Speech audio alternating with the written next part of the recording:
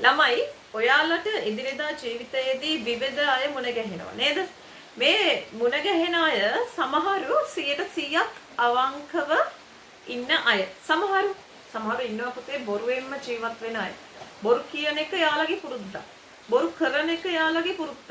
ඉතින් අපි මේ වගේ අය ඇසුරු කරද්දී ගොඩක් පරිස්සම් වෙන්න ඕන.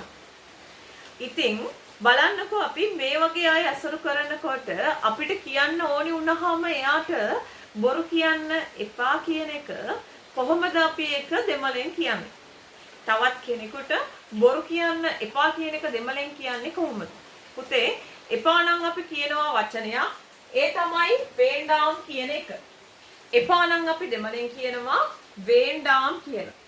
දැන් ඔයාට කියන්න ඕනි එපා කියන එක දාලා බොරු කියන්න එපා. මට බොරු කියන්න එපා. මට බොරු කියන්න එපා. අපි බලමු මට බොරු කියන්න එපා කියන එක කොහොමද දෙමළෙන් කියන්නේ කියලා. පුතේ මට නම් කියනවා එනක්කු කියලා.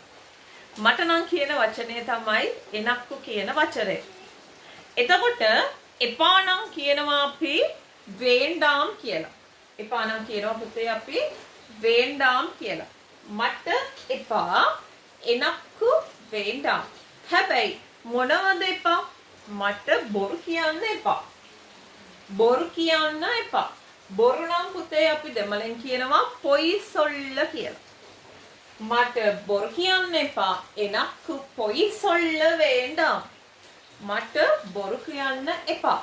එනක්කු පොයි සොල්ල වේண்டாම්. හරිම ලේසි. ඔයාට කෙනෙක් බොරු කියනවා නම් ඔන්න අදම යාට දෙමළෙන් කියන්න මට බොරු කියන්න එපා කියලා.